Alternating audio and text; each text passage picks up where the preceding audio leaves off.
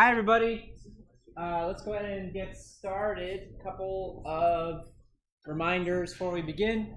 The homework 4 assignment is due next Thursday, 1 week from today, and that's when homework 5, our final homework assignment, is also going to be coming out, which is going to be over this material and the material that we're talking about on Tuesday. So we are getting near the home stretch. Actually, might help to take a quick peek at the calendar real quick since we are getting kind of close to the end. You can see homework 5's coming out.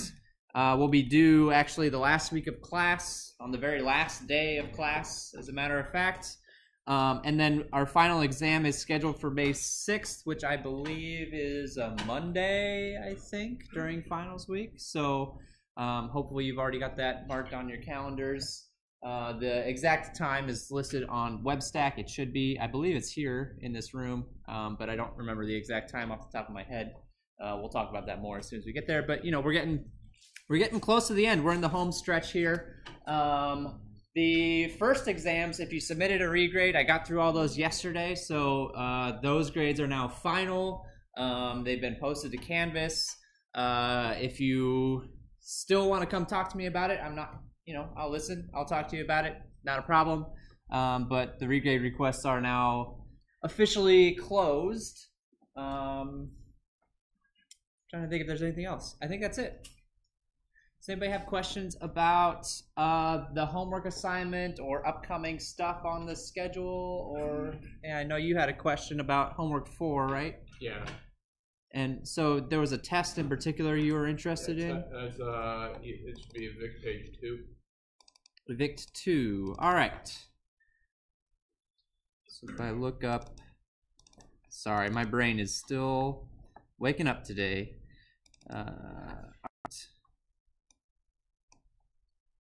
You had a question on the eviction tests.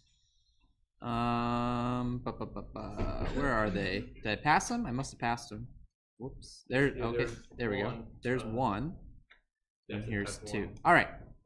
So evict 2. And what was the issue with 2? I think it should actually throw the exception because all that you're getting in the first one are read-write locks. Okay. If they were read-only, yeah. Okay. So the question is, so let's walk through what this test is expecting, right? Or what it's trying to do, what it's trying to test for. Got a loop here that's going to pull a bunch of pages into the buffer pool. It should fill the buffer pool to capacity. That's the goal of the loop. Buffer pool can take 50 pages. This loop reads in 50 pages and acquires a write lock on all 50 of those pages. And then it tries to read in a 51st page. And so the way that this test is written is saying that that actually should be okay, that page should be able to be pulled in. And if it doesn't pull in that page, if it fails to evict, then this test is going to fail. And so your question, or you're wondering about why that's the case. It seems like you think that the test should, that this should actually not be able to evict a page, right? Because we've read in those pages. Okay, so let's think about that for a second. What does the evict method try to do? How does it try to find a page to get rid of? What's it looking for? A non-dirty page. So what does it mean for a page to be dirty then? If it's been modified, if a change has been made to the page. So I am acquiring write locks on these pages, and that is an indication that I intend to modify those pages at some point in time. However, nowhere in this test have I actually made any modifications to those pages. I have not inserted any data. I have not deleted any data. So even though I've read those pages into the buffer pool and acquired locks on those pages are not dirty. They are still in the same state that they were when I read them in off of the disk, correct?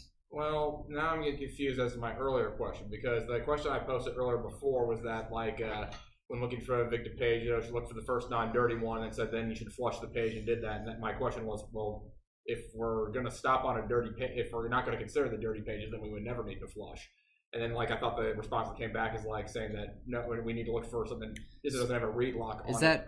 Is that relating to the comments Well, that was on. Well, yeah, Piazza. I asked that so question. I believe so there was a mistake with the comments on one of the. Let me pull it up. Sorry, in the buffer pool, down at the bottom. This comment here, I think the confusion arises from the fact that this should actually be up here with this method, and I believe that's what I stated in my answer on Piazza. The comments I misunderstood. So tied to the wrong. So that is definitely a mistake. I screwed up. I did not fix it because if I had pushed a new version of this file, it would have caused a conflict for everybody who'd already started working on the assignment, and I didn't want to do that. That's why I didn't push a new copy of this file. So I apologize. I understand why you were confused. I totally get it. Totally makes sense why that comment would be confusing. I believe it belongs to the flush page method, not the evict page method. So hopefully that clears it up. Yeah. Okay, well, now you have a follow-up. So flush page should kick a page out of the buffer pool? I thought that we still wanted to keep it in there. We just wanted to make sure it was updated. I suppose that's open to a degree of interpretation. You could theoretically keep it in the buffer pool and then mark it as not dirty at that point, right? If you flush it, you could. Yeah, you could. I don't disagree with that. I don't think I actually have a test for that, though. I think that's left open for your interpretation to some degree. I don't believe that I have anything that tests to see if the page is evicted after a flush or not. In fact, the way that our code is set up, that would be something that would be very difficult to test for. Under this setup, I'd have to expose the pages somehow, and there's just not an easy way to do that with the way that the code is written right now. Great questions. Any other questions? I'm happy to keep talking about the homework assignment if it's helpful for you. I'd love to go over any other tests or anything else you've got while we're on the topic. Yeah, what's up? So I have been misunderstood or something.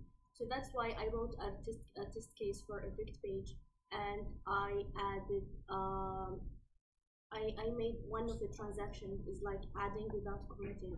So this was confusing also for me. Adding without committing? So let me. So in the test cases, I just I did the before loop. And then I chose one, a transaction, and I added a tuple, but I didn't commit. Okay, I think that's actually what the first evict test does, correct? It does deletion, but it's the same general. Yeah. So that's same. Why, so I tried to make one of them, just to ensure that it wouldn't be touched.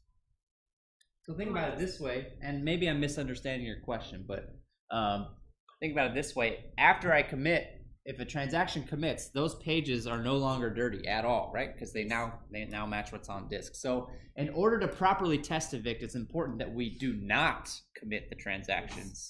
It'd be very difficult to test it properly otherwise. I'm not sure if that was what you were getting at. Yeah, I'm just commenting that. Yeah. Okay. Good. Any other questions about the unit tests or other homework 4 expectations before we hop into today's material? We good? All right, today is an exciting day. I'm really looking forward to talking about this next topic with you all. I really like this material a lot. I like all the material in this class. I'm not trying to say that what we've been talking about is up until now is bad or anything. I actually really like talking about databases a lot, but in particular this is one of my favorite database related topics to discuss, and so I'm really excited to spend the next couple weeks talking to you about NoSQL databases. We're going to take a tour of the different NoSQL databases that exist. There's a lot of them. We're not going to get to see them all, but we're going to be seeing some databases that are very different than the databases that we have been using, the relational databases. So I think it's really fun and interesting to see these different implementations and kind of compare and contrast them to what we've been using, what we're used to. And that's kind of the goal over the next 2 weeks. And the next homework assignment is going to be having you do a very basic, very basic implementation of a NoSQL database. We don't, unfortunately, have time to do a full-fledged implementation of a NoSQL database. There's only a few weeks left in the class, but we can do some basic stuff, and so that's going to be the goal of the next homework assignment. So let's talk about NoSQL.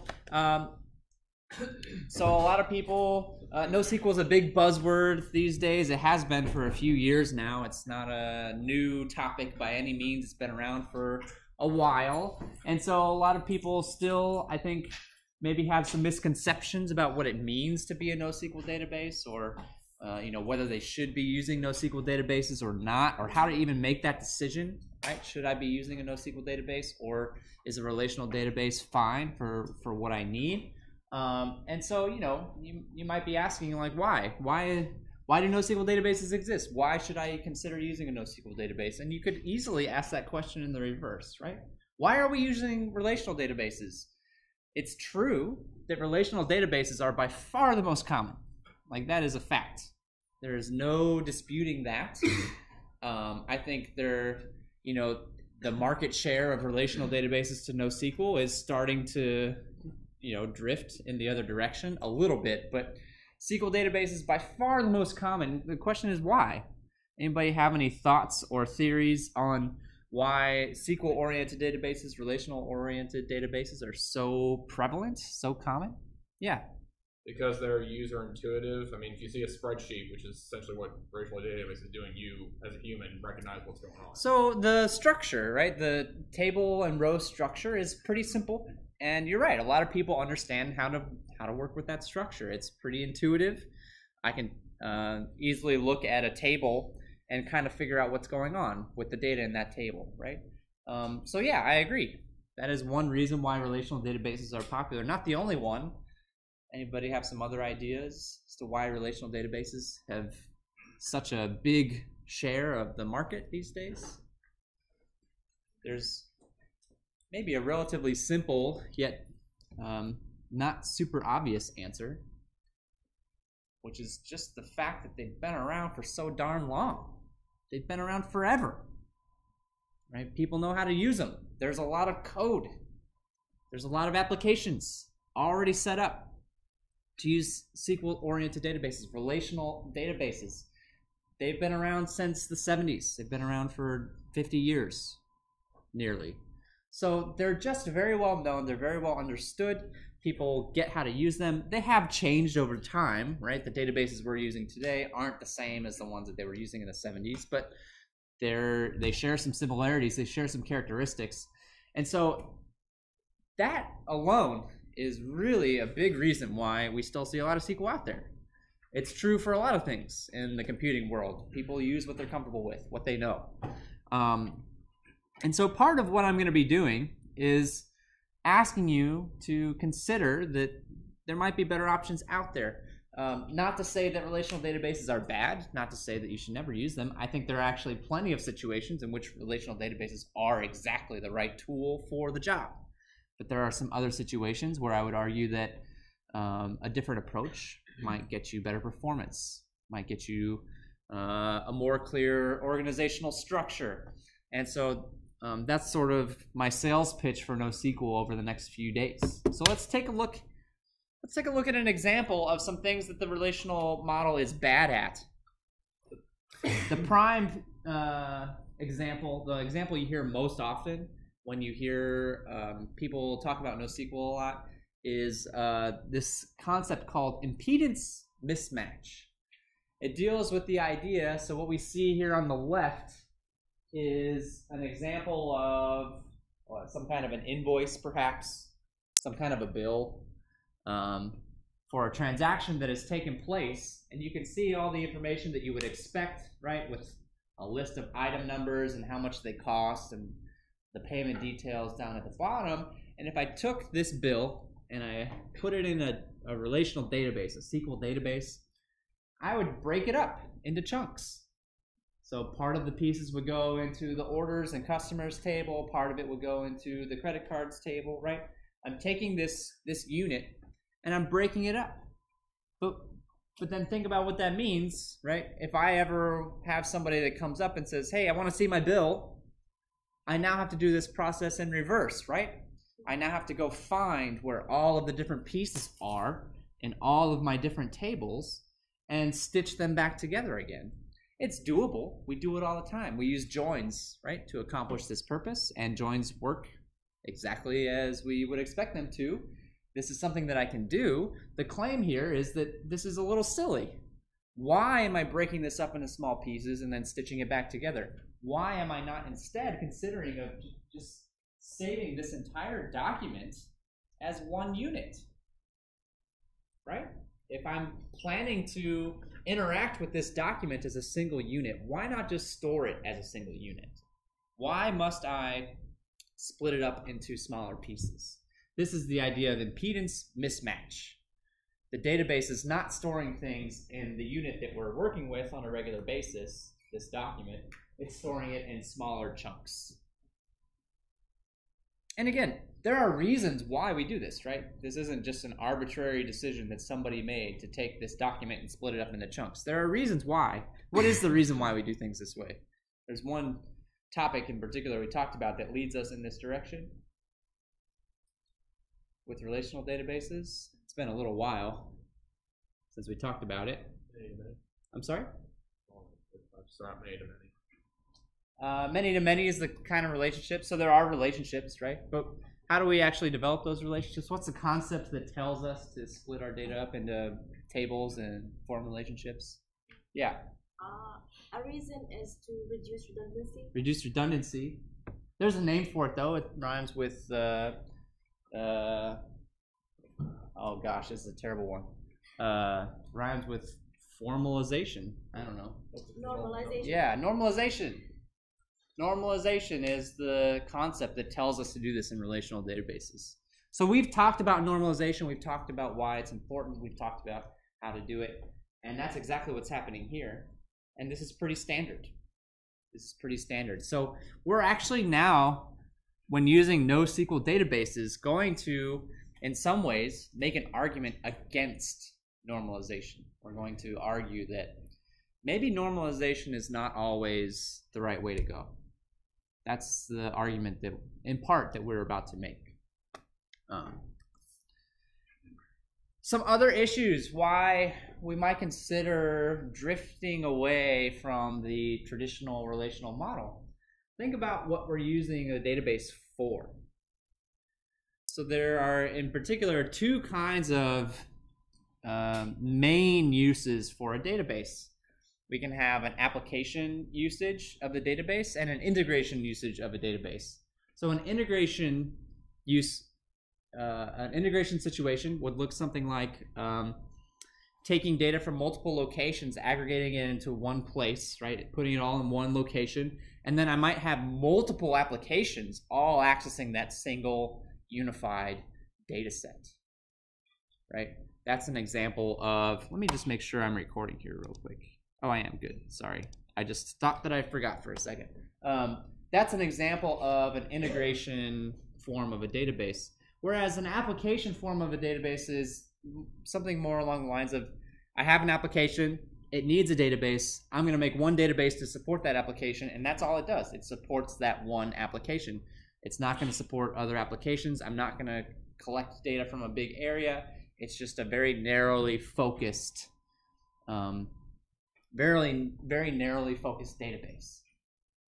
And so the argument that's made in the book, which, by the way, this textbook here, NoSQL Distilled, is a great introductory resource to the world of NoSQL. Our textbook does have a chapter on NoSQL in the more recent editions. The older editions don't cover this topic. That's kind of part of the reason why I found a different text. But the book makes an argument that SQL databases tend to be integration-oriented databases. They tend to want to be one unified set of storage that many applications can work off of. Whereas NoSQL databases that don't use a relational mindset, might be better suited towards a more application-oriented style. I'm just going to suit one particular application. And so, how does this affect things like complexity? Which one which database do you expect to be more complex, an integration database or an application-oriented database? Yeah. Integration. Integration, because I've got many more applications using it. I've got many more data sources feeding into it, right? It's just a more complex structure. And so then following up on that, performance is potentially going to be more difficult. It's hard to speak in absolutes, but you know, the more complex something is in general, the more performance it's going to suffer as a result. And then the development time. If I'm working on a database that 10 other groups are also working with, that increases the amount of communication that I have to do to get my job done. I can't go in there and make changes without first checking with the other groups and making sure that the changes that I'm going to make aren't going to destroy what they're doing. So in some sense, you could argue that application-oriented databases are more streamlined, which gives them a lot more flexibility and can have some nice performance benefits. And that really is the way of the NoSQL database. That's what a NoSQL database wants to do in a lot of cases. We also have to consider scaling. So I already mentioned, right? I already mentioned that relational databases have been around for a very long time, since the 70s, maybe even a little bit earlier. NoSQL databases, that's not true. NoSQL databases have not been around for a very long time relative to relational databases, maybe 20 years or so at the most. And think about what's happened in that time frame. Think about what, you know, the environment that NoSQL databases grew up in compared to the environment that a relational database grew up in. The internet wasn't a thing when we first started writing SQL code. It wasn't really it was a thing, but it wasn't like a widespread phenomenon at the time, right? NoSQL databases grew up in the world with the internet. And not only that, but the internet has exploded since then. It is continuing to explode. And so, you know, things have scaled up a lot. There's a lot more websites now. There's a lot more people online now than there were even 5 years ago. And so how do we meet that increase in demand? What did we have to do? What did the internet have to do? The internet, I'm speaking as like as a person or something. What had to happen in order for that demand to be met? We had to, yeah, go ahead. Compression and decompression. Compression and decompression, sure. So ways of improving performance. If there's another way of improving performance, it's a little bit more straightforward. It's more of a sledgehammer approach. If I want something to go faster, what am I going to do? I'm going to throw more computers at it. I'm just going to add more computers. And that's what happened with the internet. We're just adding more servers. We're just adding more machines. We're scaling things up. And so we've got a lot more computing power than we used to. And so this has become an issue. This has become a problem with relational databases. Remember, they were designed in an era where even things like parallel computing were not part of the everyday computing world at the time. They have since evolved and adapted to these ideas of the fact that, okay, I do want to do things in parallel. I do want to have high concurrency. They've added structures. They've added functionality to accommodate for those things, but they were not originally designed with that functionality in mind. NoSQL databases, on the other hand, grew up in this world and do have things like scale in mind as part of their operation. And that makes a big difference.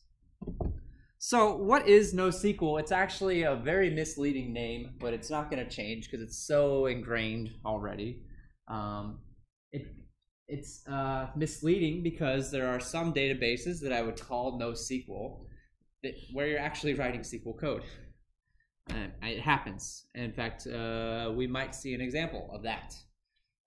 In some cases, it looks exactly like the SQL that you would write on a relational database. In other cases, it's kind of like SQL, but just tweaked a little bit.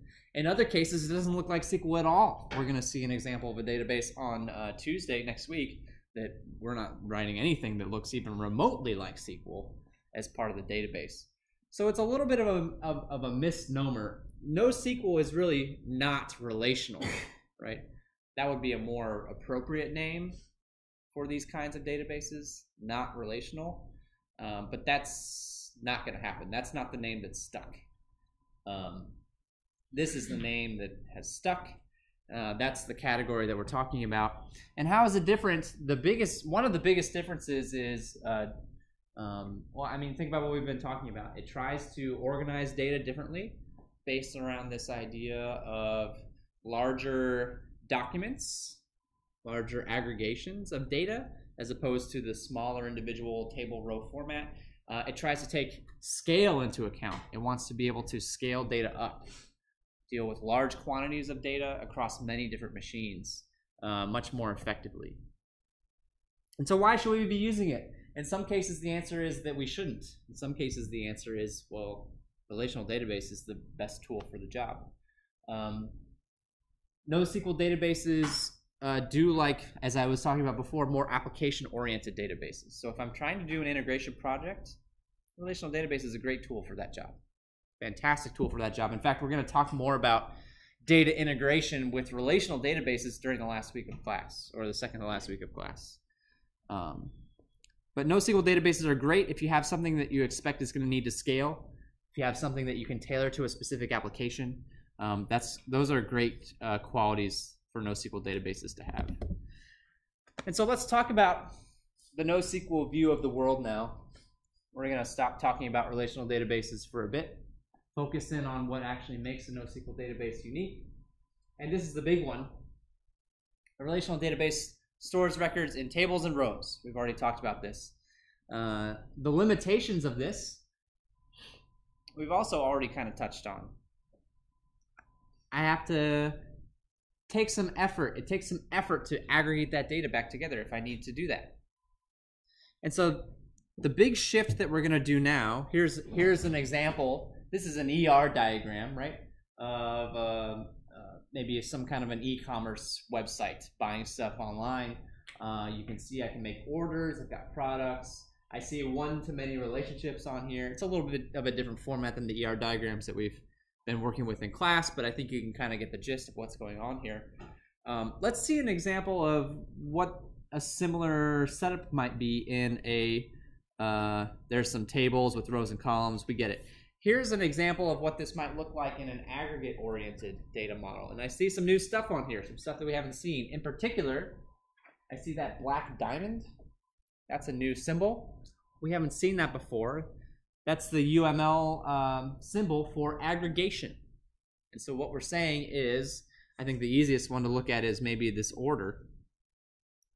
What makes up an order? An order comprises one shipping address, a whole bunch of order items. I see the star here, so there could be multiple order items, and multiple payments, multiple ways of paying for that order. Notice that I have no fields actually specified as part of the order itself. The order is simply the aggregation of those three other entities.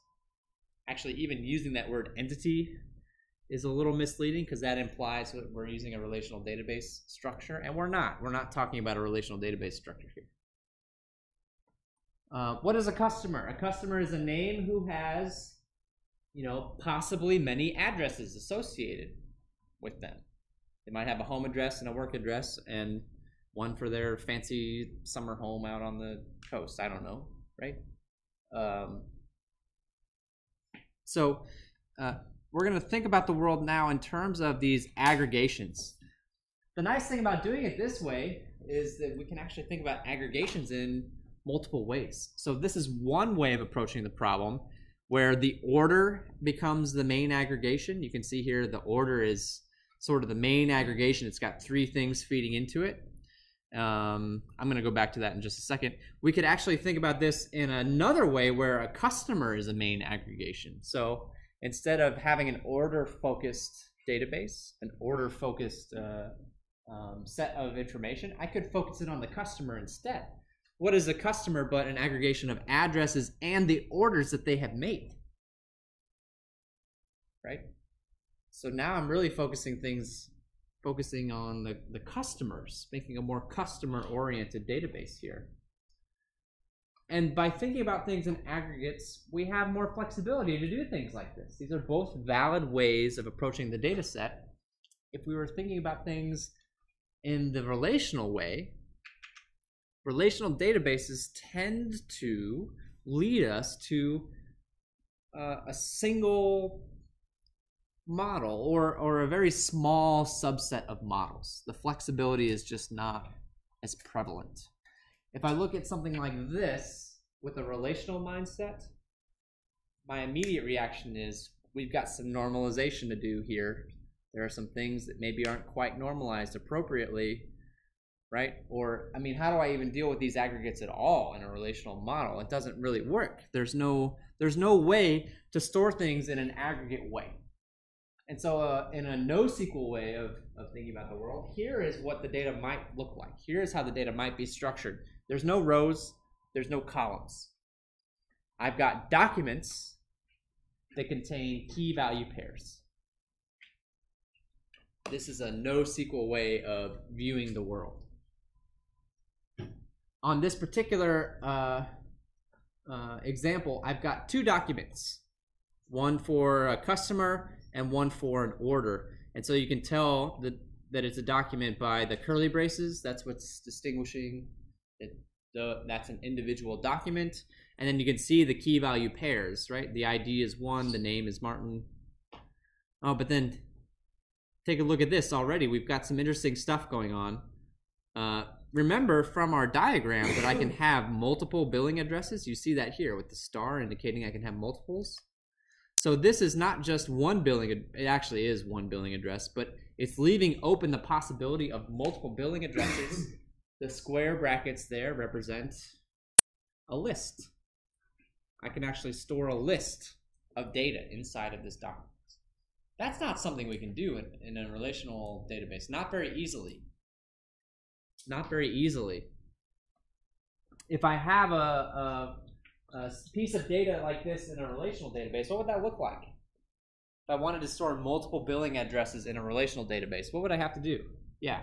You'd have to like create like either some sort of linkage table or like some that this invoice contains this many addresses and that links to a different table of the address. There'd be a relationship, right? There'd be multiple tables with a relationship between them, whether it's a one-to-many or a many-to-many, you know, I don't know. Yes, could be one of those things. There would be a relationship from the customer to the various addresses that they might have. Here, I don't need to mess with that. There's no relationship involved. I'm just going to take that data, I'm going to drop it right in. Keep it all in one place. Keep it all local to the customer. And you see the same concepts appearing down here in the order. So here for order items, right? One order is potentially going to have multiple items associated with it. And you can see, again, here's the square brackets. And actually, I see curly braces pop up again. So think about what that means. I stated earlier, curly braces are telling you that this is a document. That's actually still true here. I have a list of documents. So now I actually have the ability to embed documents inside of documents. I can nest things together. And this is illustrated on our diagram. You can see here order is an aggregate of order item, and there are potentially many of them. So I've got a list of documents of order items, right? That contain the relevant information for each one of those items. In a relational database, again, what would happen? Those would all become separate entities, separate tables, and I'd have relationships existing between those various tables. Here, I'm just going to stick them all into one document. I'm going to embed that data. Yeah? So how the search will be done? How the searching, like querying, you mean? Yes. Like, yeah. So that's a great question. And now, so if we think about it in the simplest form, right? In the simplest form, if I look at something like the name, I can retrieve a document and then say, give me the value for name. It's just a key value pair. It's almost like a hash map. Feels very similar. It's not exactly the same, but it feels very much like a hash map. But I can actually query inside of these lists or inside of these inner documents as well, these embedded documents as well. That's where a lot of the power of the NoSQL idea, of the aggregate idea comes in. So I can actually query the information that's embedded deep inside of these documents. in a relational database, to get that data back out, I would have to do joins, right? I would have to join those tables together, and we've talked about how time-consuming those are. Those are a very not fast way of doing business. Whereas here, all the data is just easily accessible to me. It's right there. I have to go through and pick it out. So this is a very different way of doing things, but I think you can see the potential advantages. Now, let's talk about disadvantages for a second. I've shown you a customer document and an order document. What if I want to find information about specific products? The way that this is set up makes that pretty difficult, right? The product information, based off of what you see on this slide, the product information is embedded deep within the orders. So if I want to pull out information about what products I have available to sell under this setup, then that means going through all of my orders and looking at the products that I can see, which is not a very efficient way or a nice way of doing things. You could then make the argument that, well, okay, why don't we start making product documents? And that's actually a very compelling argument. I actually would agree with that. You could adjust this setup to incorporate product documents as well that are kept separate from the orders. But the fact remains that one of the disadvantages of doing things this way is we have to think very carefully about how this data is structured. We actually have to make some decisions ahead of time about how we want to use this data, because how we are going to use this data makes a big effect on what trade-offs we can make for the structures. If I'm not querying the product data very often, this is fine. There is no problems with this. If I find that I'm querying the product data very frequently, this setup is going to be problematic, and I'm going to want to make a way to access product information more quickly by having probably individual product documents as well. The nice thing about this, though, is that it provides us the flexibility to do that if that's how we want to go about it. Are there any questions? I know this is a radical shift from what we've been talking about, but I find it exciting personally. And you know, so I actually showed you two different models, right? Here's another way of thinking about the exact same situation where now I've got my orders embedded inside of the customers. Right? I see orders here is embedded directly inside of the customer document. So think about that for a second. Now, if I want to access an order, I have to go through the customer's document. So now, by doing things this way, I'm saying, well, I really care more about querying customers. I don't care very much about querying individual orders. That is not something that's important to me, because if it was, I would want to keep those orders easily accessible and not have them embedded inside of some other object. In other words, I would want something more like the first way, this way of doing things. But if it's true that I don't care about orders, if it's true that I don't care about querying orders very often, this actually can reduce the complexity and make the customer documents more useful, because I can now easily access the orders directly through the customer documents without having to, match up the customer ID every single time. Again, it just provides us a lot more flexibility with how to structure our data, which is a good thing. And in direct contrast to, how things are done in a relational database. If I want to do an aggregate in a relational database, we've sort of been talking around this subject all the time, right? I have to do joins. There are joins that need to be made, and then I'll have to actually perform the aggregates if necessary. This point down here is an important one to consider. We've spent a lot of time recently talking about transactions and the ACID properties that transactions have in relational databases. So how does that apply to a NoSQL database? Here's something. A lot of NoSQL databases do not have transactions. They just flat out don't exist. Some of them actually do have traditional transactions, right? But a lot of them don't. They throw this idea of a transaction out the window. How can they do that? How can they get away with doing that? That seems like a big potential problem, right? We've spent all this time talking about transactions for a reason. Why do transactions exist? Transactions exist why?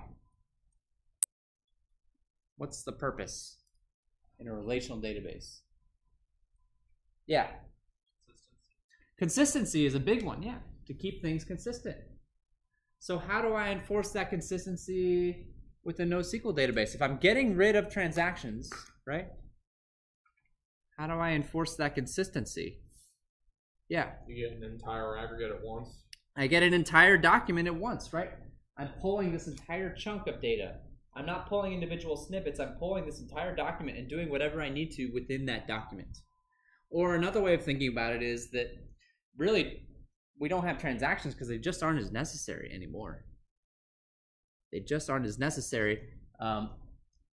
There are still atomic operations. It's on the document level. So if I'm performing some actions on a document, all of those, I can change multiple fields within one document on an atomic level. But there is no concept of a transaction because if I need to change multiple pieces of data across multiple documents, those are likely to be unrelated to each other since all of the data is grouped together in this aggregate document. It really reduces the need for transactions in this setup, which makes our lives easier, right? Makes our lives a lot easier to not have to worry about transactions.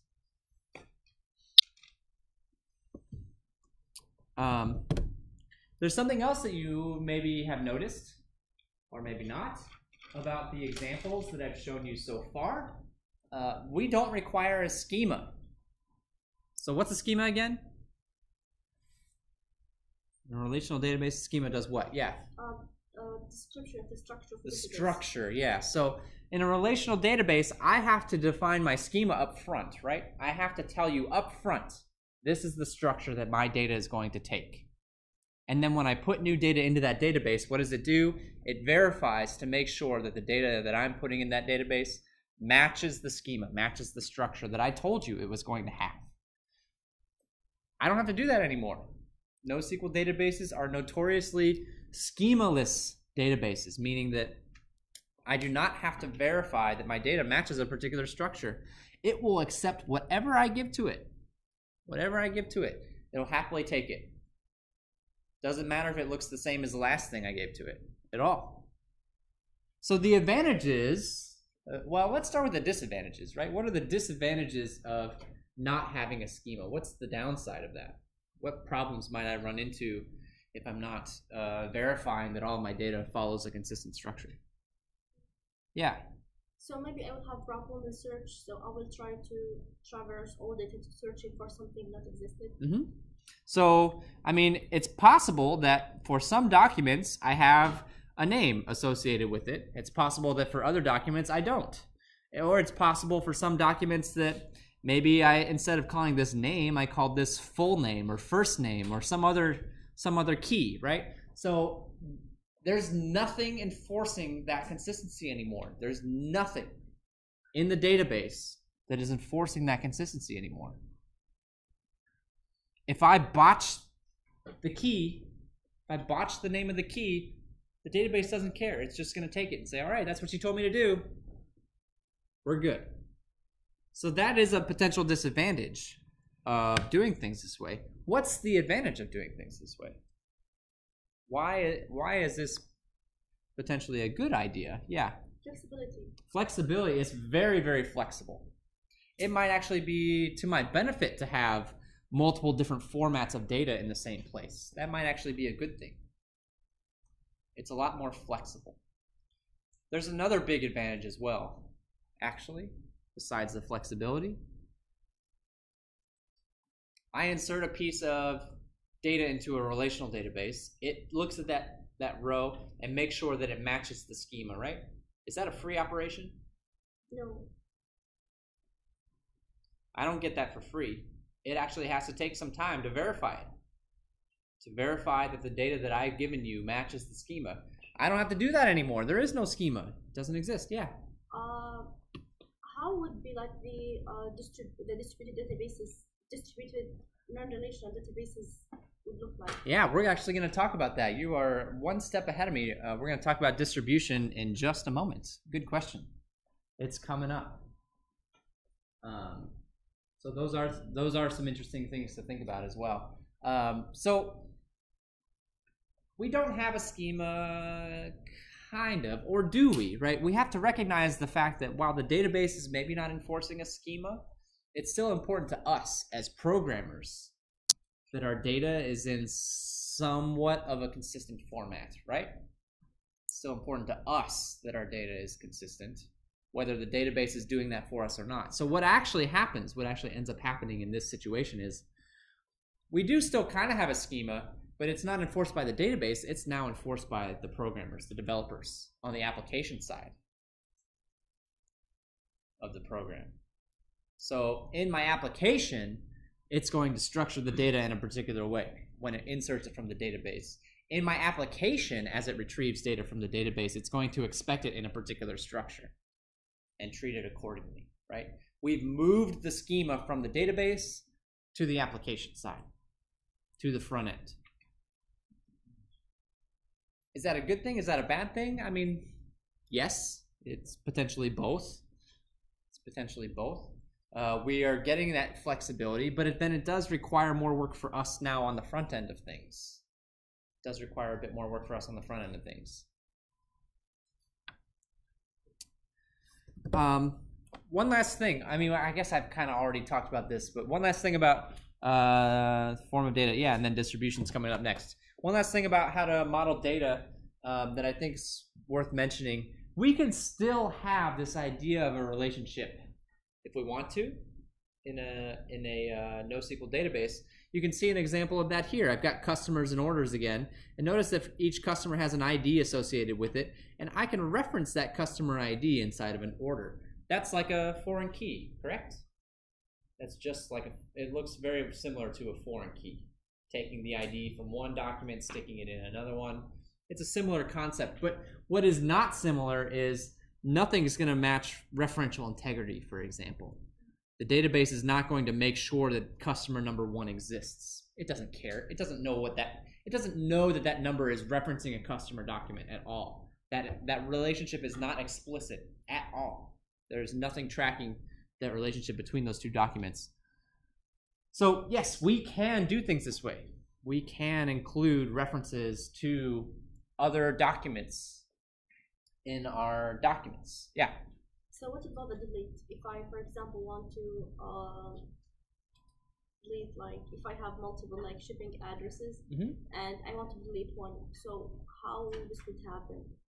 Yeah. So if I have multiple, we actually only have one shipping address in this scheme because it's not a list. It's just a single document. But if I have more than one item or more than one payment, if I want to delete it, I find the list, and then this is I can index this list just like any other list, pull out the index I want to delete, or search it for whatever I want to delete, and then remove it from the list. Can all be done directly through the document. This concept of a list, doesn't exist in a relational database. This concept of embedding a document inside of another document doesn't exist in a relational database. But this is actually, the reason I bring this example up in particular is because people who are used to relational databases, which is us, right, tend to approach their design this way because they're used to thinking about things in terms of relationships between entities. And so I think it's important to understand that, yes, you can do this, but also that maybe that's not the right way of thinking about it anymore. Maybe we should try and remove this concept of a relationship from our brain, at least the way that it's implemented here, and instead consider, like we saw a few slides back, potentially just embedding this order object directly in the customer object. Why have a link? Why force ourselves to have to do some kind of a joining operation, form a link between two documents, when I could just take one document and put it inside of another document? In some cases, this may be the better approach. In other cases, embedding a document inside of a document might be the better approach. It depends, again, on how much I expect to be accessing that embedded document. the more I expect to access that embedded document, the more it seems like this might actually be the better approach, because now I don't have to go through the outer document to get to it, which is going to add some time, right, to that access. If I don't expect to access that embedded document as often, don't expect to change it as much, then sticking it inside of the customer object might be the way to go, potentially. That's part of the problem with flexibility, I suppose, is that it can be harder to nail down what a good design looks like for your particular application. It requires a little bit more thought. It requires a little bit more planning to decide on what the structure should be. Any questions so far? We're going to switch to distribution here in a second. Any questions so far? All right, so we've been talking about distribution a lot lately, and we're going to continue to talk about it here with NoSQL. This is considered to be one of the major benefits of NoSQL. NoSQL is considered to scale very well. Can we think about why that's the case? What is it that NoSQL has or doesn't have that is going to improve the scalability? Yeah. Relations, yes, to some degree. So no relations means that I don't necessarily have data tied to each other, right? So that's one advantage. There's another really big piece that NoSQL has kind of thrown in the garbage that makes scaling a little bit easier. Yeah. You don't have to keep all of your records stored in the table sets anymore. So the document, you just have individual records. Yeah. So the document structure also makes things a little bit easier, but we're getting very close to I think the important reason here. There was one thing in particular we said that NoSQL doesn't worry about anymore. Yeah. Transactions. That's the big one. We don't have to worry about transactions anymore, and transactions make distribution difficult. We haven't talked about this a whole lot yet, but if you think about it, it kind of makes sense. Transactions really make distribution difficult because I have to split that transaction up and spread it out across multiple different nodes, and that's a lot of overhead, that's a lot of management, that's a lot of time that I'm spending coordinating these operations that are taking place in different locations. If I don't have to do that, that gives each individual node a lot more flexibility, a lot more independence to do what it wants to do, reduces the overhead that's associated with managing all of those individual transactions. So transactions are great, they're necessary for what we want to do, but they really slow us down a lot. They slow us down. So if we get rid of them, we can get some of that performance back, but then we also lose the benefits that they provide, which is the ACID properties. We're going to talk a little bit more about that in just a moment. Did you have a question, or you good? We don't need to propagate the changes. That's not entirely true. We still might have to propagate changes depending on the distribution of our database. So let's take a look at distribution formats that exist, and we'll see how that comes into play. We can still have a single server NoSQL database. Very rare. Does not happen very often. There is one particular situation in which we do like to have a single server NoSQL database, and that's for development purposes. That's really about it. If I'm developing my application, developing my database, I'll keep it on a single server. That's what we're going to be doing in this class, more for simplicity's sake than anything else. But in practice, very rarely are we going to see a NoSQL database deployed on a single server. They want to scale. If your application doesn't need to scale and you truly think that your database needs to live on one server, that's a very strong indication that you should use a relational database.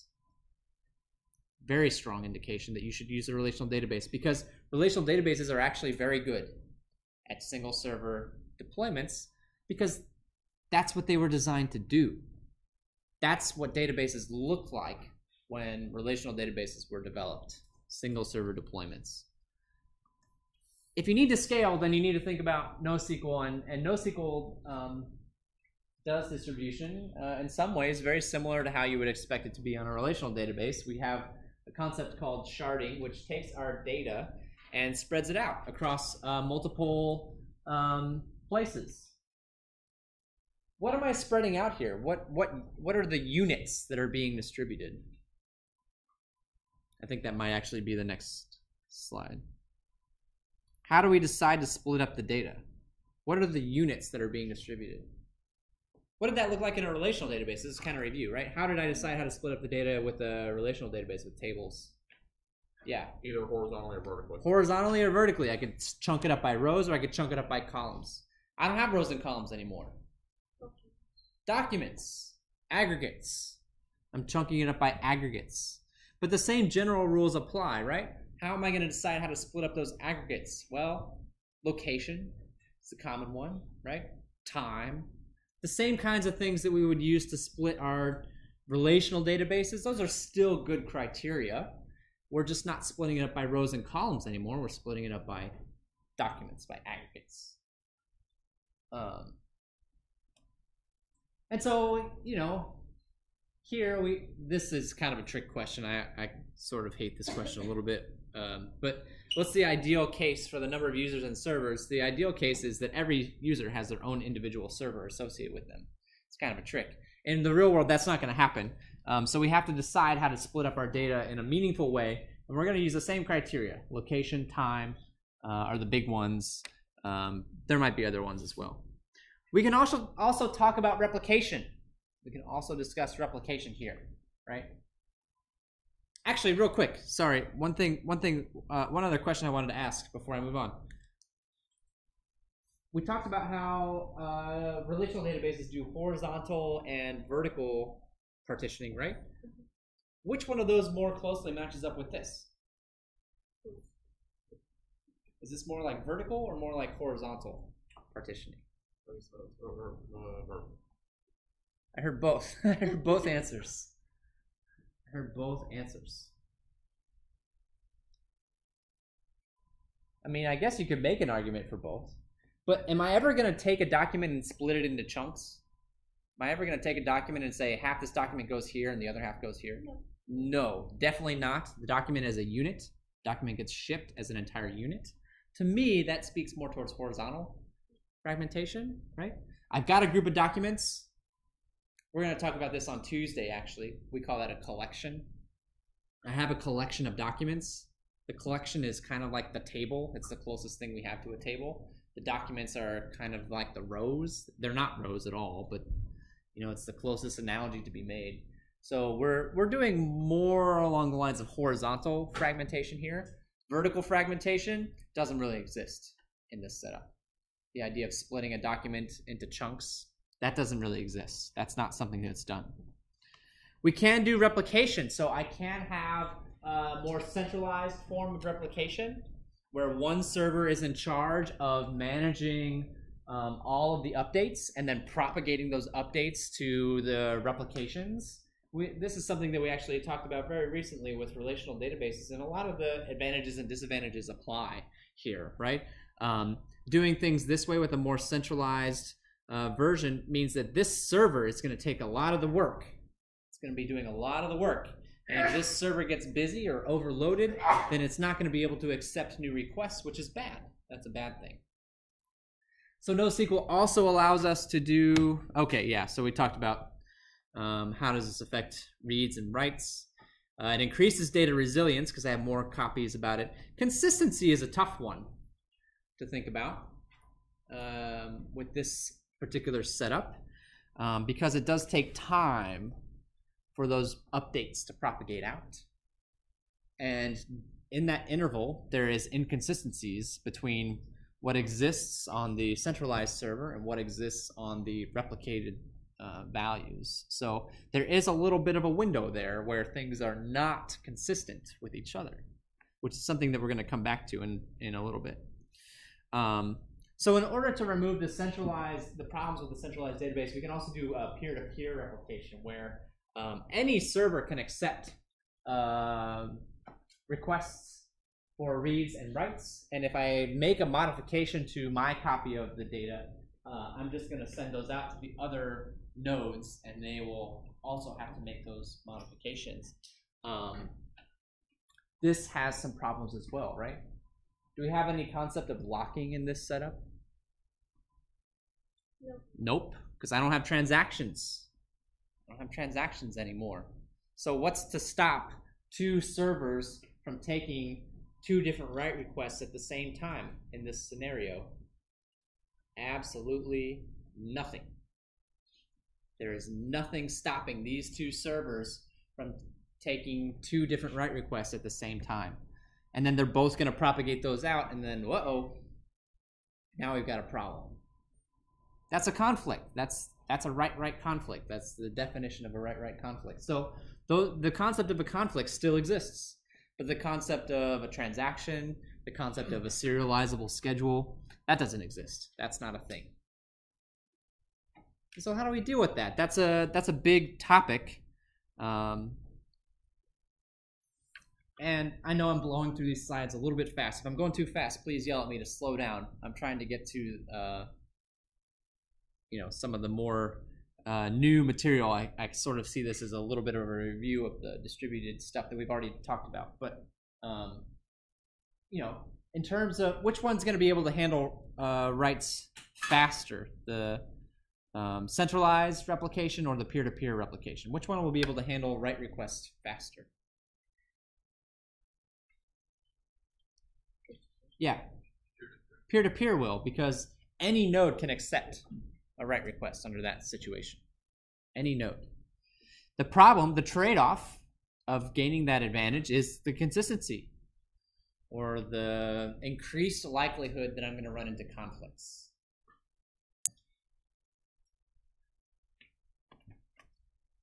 So let's talk about that. I'm almost there. All right, cool. And so we can combine the two. That's what this slide is illustrating. I can actually combine the two ideas together and have some nodes be, the default copy, the centralized copy of a piece of data, and other nodes, have replications. And this is actually fairly common to see some combination. This spreads it out so that I don't just have one server in charge of all the write requests. It's now broken down based on which piece of data you're trying to access. This is actually very common. All right, let's talk about consistency. This is a major, major topic in the world of NoSQL. Imagine, so I just described the situation a few moments ago. Imagine that we have the same piece of data being updated by two different people at the same time. So we talked about what happens. That's going to be a write conflict. What do we want to happen? How would we want that to be resolved? How would we want to fix that situation? We'd have to choose, right? And how do I do that? How do I choose? How do I make that choice? There's no easy answer to that question. It really depends on the situation a lot of the time. But we have two different approaches to this problem. A pessimistic approach says, I acknowledge that this is a potential problem. I am going to do everything within my power to prevent this situation from ever happening. I never, ever, ever want this situation to happen, ever. The optimistic approach says, I acknowledge this situation can happen. I'm going to let it happen. I'm going to let this occur, and then I'll just try to sort it out afterwards. I'll try to resolve it after the fact. Which of those two approaches does a relational database try to do? First one. The first one. It's very pessimistic. I mean, that's what transactions are doing, right? Transactions are trying to prevent these situations from occurring as much as they can. And we've already talked about that. We've already talked about the downside of that is that performance suffers as a result. So if performance is really what I care about, it's actually in my benefit to be more optimistic about this. Let these conflicts occur and then try to sort out the situation later. And that's really the NoSQL way of thinking about the world. So in terms of consistency, we've got a couple of things that we can consider here. One is read consistency. So we see an example of what's happening. You see person number Martin over here is performing an update that's going to go across multiple tables in this particular situation, whereas another person is reading. And so depending on when they read, they'll see data that is inaccurate because the first one's been updated, but the second one has not. And so I would expect those two pieces of information to agree with each other, but since I caught it mid-update, they don't. This is an inconsistent read. This is a problem we've already talked about with relational databases, an inconsistent read. What I want to talk about is, how would NoSQL handle this situation? We know how a relational database would handle this situation. Relational database would say, well, you should have put that in a transaction. You should have locked those rows down and prevented anybody from reading that data until you were done. That's what a relational database would say. NoSQL would say, well, okay, that's going to happen. There is going to be a point in time where the data is going to be inconsistent with each other, and that's okay. I'm all right with that. If you notice that happens, what should you do? Anybody have any ideas what you should do if you make a read and you notice that it's inconsistent? What should you do? Read again. Try again. Recognize that the data you got back is not consistent with each other and say, well, whoops, I must be in that window, right? There's one of two things that could happen. Either I'm in that inconsistency window or somebody screwed up and messed up my data, right? If I read it again and everything's fine, I know that, okay, I must have been in that window. If I read it again and it's still busted, then I know that, uh-oh, somebody screwed up my information and now I got to take some time to figure out how to fix it. Either way, it's a solvable problem. It's a solvable problem. It takes a little bit more time to solve it. I have to do an extra read. Okay, I get it. But think about the trade-off that they're making here. Think about the gamble that they're making here. They're gambling that this is not going to happen very often, right? So they can take the improved performance from the transactions, and it's not going to have from not doing transactions rather, and it's not going to have a huge effect. Whereas if I'm using transactions, that effect is permanent for every operation that I'm running, right? The overhead of a transaction is on everything. Replication can complicate this even farther, right? Because now if I'm making an update, it takes time for that update to propagate. So here's an example of that. Somebody's booking a hotel room, and the server that they're talking to, right, is in a totally different part of the world. They booked the hotel room, and I've got two other people, meanwhile, who are also trying to book that same hotel room. And so that update propagates, and it might propagate to, one location a little bit faster than the other. So this person can see that, sorry, that room's booked. Whereas this other person, the update hasn't made it there yet, so they actually can see that the room is available still and book it. That sounds like a problem, right? Sounds like a potential issue. Or is it? Or is it? This is, I know you guys are not probably experts in the hotel industry, but this is something that happens all the time. Hotels routinely overbook with the idea that some people are going to cancel later and it'll all work out. In other words, they are tolerant of this process. They are tolerant of the inconsistencies because they can be, because usually it works out. Airplanes, right? Same thing, same idea. Regularly overbook the flights with the ideas that some people are probably going to cancel. Probably going to cancel out. All right, and even if they don't, they'll buy off with a cheap voucher and it'll still probably work out okay, right? So there are applications in the world that can accept these inconsistencies. They can tolerate inconsistent data. And that's worth it to them because by tolerating those inconsistencies, they gain performance. They gain efficiency. There are other applications that cannot tolerate inconsistencies. And if that's your application, then you probably need to put in the work to make sure that those inconsistencies don't occur. One way of doing that would be to use a relational database and use transactions, because that's what transactions are for. Or you could also use a NoSQL database, but you'd have to do a little bit more work to make sure that the consistency is propagated and not allow people to see data if you're unsure about the consistency of that data. That's something that we'll talk about in a little bit as well. I can enforce consistency on a NoSQL database, right? That is something that I can do. In general, though, one thing that most people agree on is that I should be able to read my own rights. In other words, if I book a hotel room and then go back to check to see if that hotel room has been booked, it should say yes. And if it says no, then I'm very confused and I think something has gone wrong, right? I should be able to read the modifications that I have made. And so one way that we implement that is by making sure, right? How could that happen? How could that happen? I booked the hotel room through the server in Mumbai, and then when I go to check to see if it's still booked, for whatever reason, I end up querying the server in London, right? Before the update gets there. That would be confusing. So how do I solve that? I use what's called a sticky session. If I start talking to the server, I'm going to continue talking to that server. I'm not going to float around to other servers. That gives us a minimum level of consistency. Read your rights consistency. Reading other people's rights, reading other people's modifications, that's where things can become inconsistent. That's where we have to either decide I can tolerate a little bit of inconsistency or I cannot. Which leads us to a very, very, very important concept.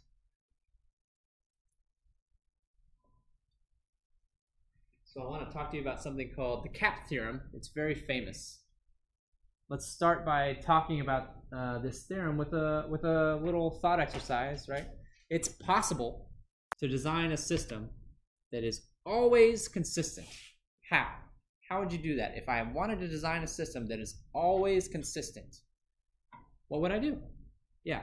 I propagate changes at each request. I'm sorry? I will propagate changes to all servers after each request. Yeah, so we'd have to take that a little bit farther. You're right. I'd have to propagate changes after every single request, but I'd have to do a little bit more than that too, right? I have to acknowledge the fact that there are many people trying to make requests as well. So, John?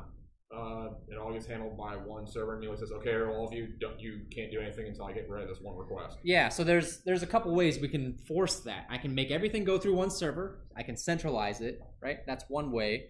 Or another way of doing it is I can only allow access to one person at a time, period. One person can manipulate the data at one time, period, end of story. Nobody else is touching it until I'm done, right? I can enforce direct consistency. If that's what I want, I can do it. But think about both of those situations. They have some serious performance problems. Some very serious performance problems. So we want to relax consistency. And that's where the CAP theorem comes in.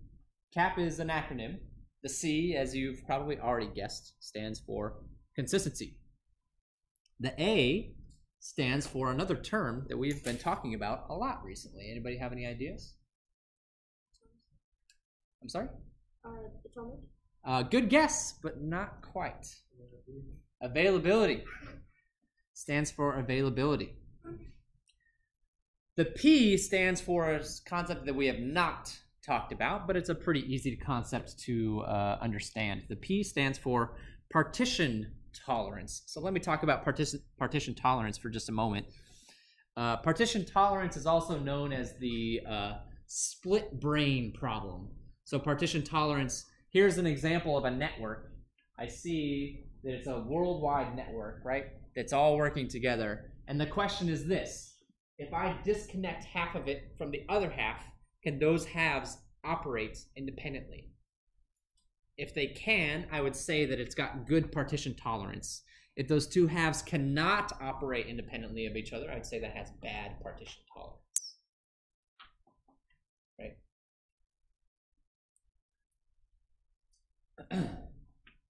So the CAP theorem is a very famous theorem that says this: consistency, availability, partition tolerance. I can have two of those three. I can pick two of those three, and I can have two of those three things. I can't have all three at the same time. So I have to sacrifice one.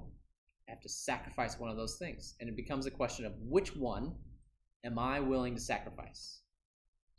Now, the general consensus, the general theory, the way the theory is applied, right, narrows this down for us even more. The way the theory is applied in practice is that partition tolerance is non-negotiable. Gotta have that. That is required. That is always going to be one of the two things that I have. So when you boil the CAP theorem down in practice, it's really saying I can have consistency, very strong consistency, or I can have very strong availability. I can't have both. It's a trade-off between those two things. That is the practical application of the CAP theorem.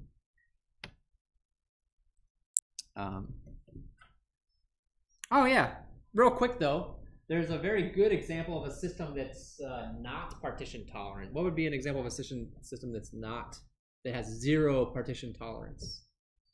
Also kind of a little bit of a trick question maybe. Yeah. Single server system. A single server, yeah. Single server can't be partitioned, so it's got absolutely no partition tolerance. Think about that for a second. Single server also has great consistency, because there's only one copy, right? It's a single server. Great consistency and great availability. It's either up or it's not. Very simple. So a single server system has the consistency and the availability part, but not the partition tolerance.